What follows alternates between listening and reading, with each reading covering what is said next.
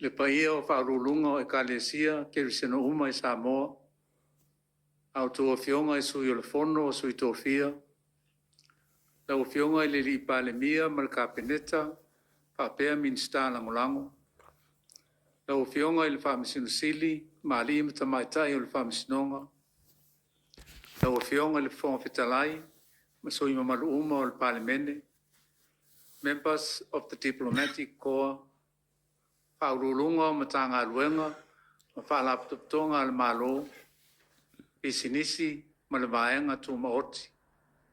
Le paia o le uwhainga aluenga tutofia le atua. Le malutawe o Samoa i le afo mai maunga tetele, se ia paia maunga iti. O le paia lava lea ua tama ma ainga, o ainga fo i matama.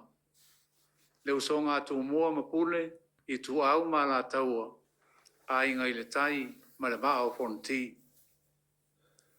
E tali ufoi ai popo e leanga e whainga tali tapo inga mau.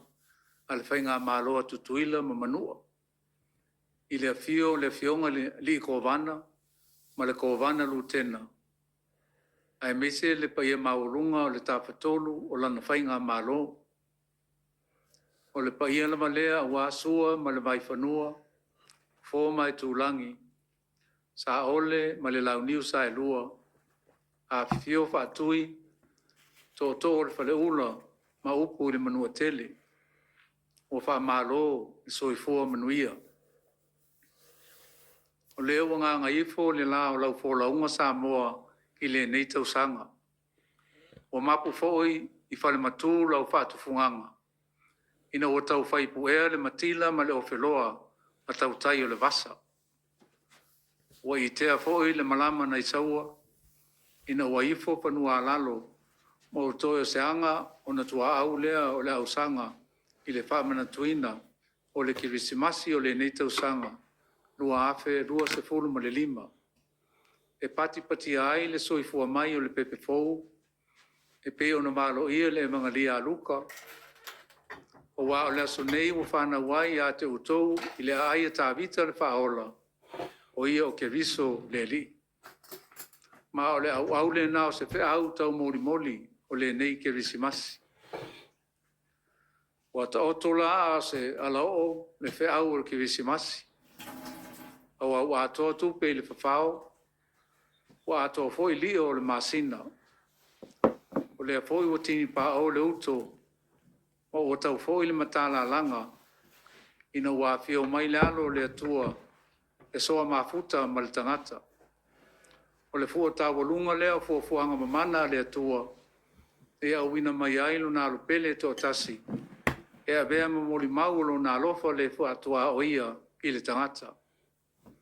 Na tua ia ia lo na nofa ali mamalu i le langi, a e fio mai le ala maulalo ma le fatau waa, e la vea ai, ma faa ola le tangata angasala. Awa o yalama o le keriso na malo ia, o le tupu, o le li o le file mu. Samoae, e le to e tau whaala ia le maa ina ia o Sofia. Awa o lau vivilu ma tapisa le lalolangi atoa, i le ofofongia o le alofa o le atua, whaalia le soifua mai o le pepe fou. E o i le whatau waa o le whale o manu i pete le ema, ai nā fua mai ai le alofa tu noa o le atua i le tangata. O le alofa i le sa ili i le whaea ina i le nofa ali ma le pule marosi. Ai na sa ili lamba i le whatau waa ma le soifua ofo i nātu. I le nā ma le la ina, i le whaingofia na tātou sāwaringa o le neitau sanga. O wa e taimi e angi fi sanga ai le matangi, mataimi e tō whasulsulu ai le lai. O lui tau nei o le soifuanga na fisoa i nai le tātou fōlaunga, ma tau awai ina le ai so tātou wha moe. Ai o le wheau o le kirisimasi, e wha manatu mai e pēr i ate i tātou, i le tua lama i tātou i le atua.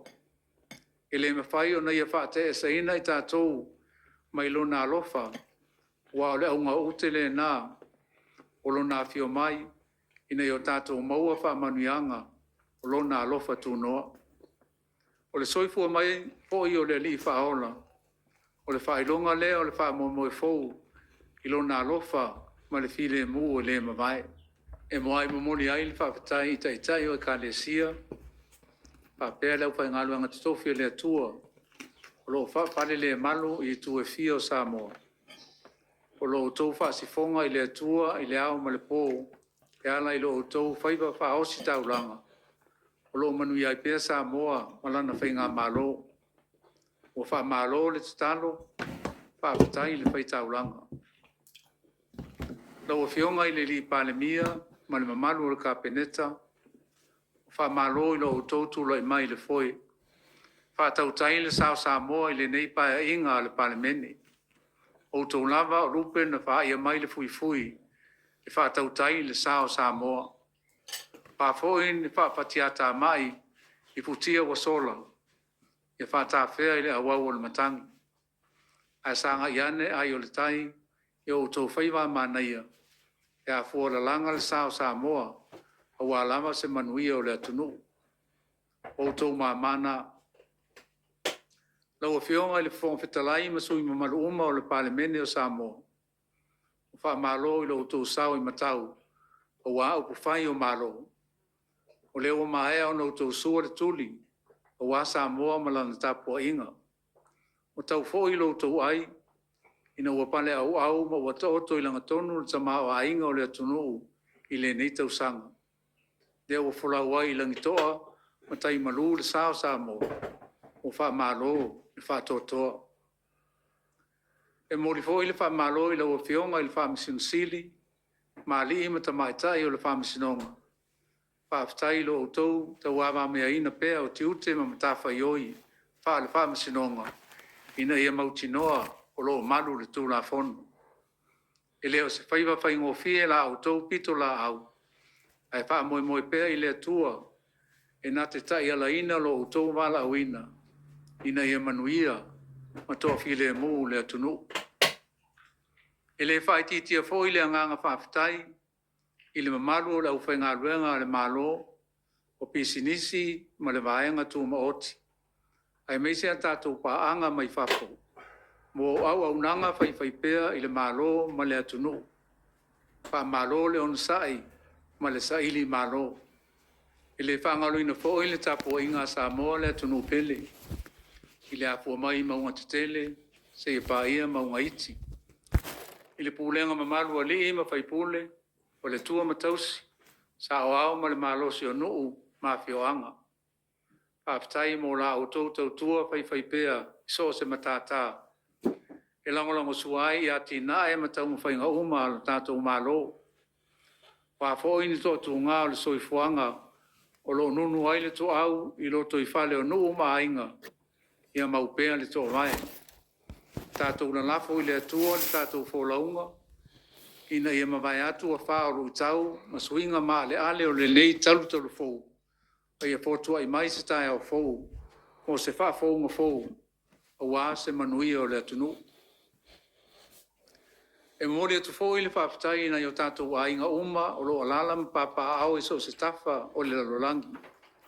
Lo tu i mai le muri papanga, ma na lafo mai lo lātou tau au o tau so le avenga, i le tau tuaina o ainga, o nuu mai ka le sia, ai meise o le atina eina o le atunu. Whaapatai le anga le lei, wha malo le tau tua matawela. O le nei foi ua mapu i le sasanga, leu tu ngā vai alo ma whanau, i puna o le porto salalau. Mai mori atuai le wha malo, ona o lo o tau ma i le ngā i tau sinionga, ia o onga o le nei tau sanga. O tau lava o ano whale o ainga, o nuu mai ka le sia. A le leo na tapu ele ano whale, o le amanuia, ma toa file mu le atunu.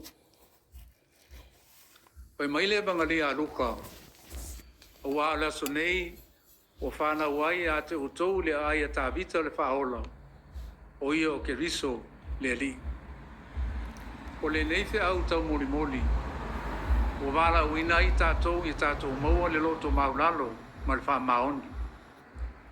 E sanga wha mausali nai lo tātou sotanga wa walalata mo lo tātou atua. I taimi e taunga le muai, Matai me si ai le tai o lo itau o le nei soifuanga. O wana te le tu ua i tātou o wai wha maoni lava no nā lofa. I wha manuia ma leo ina e awa lofa o le atua i tātou uma ma ia wha tūma uina fo ilo na file mu i lunga o si o tātou atunu i le nei aso ke risi masi. Manuia tele le ke risi masi. So i fua.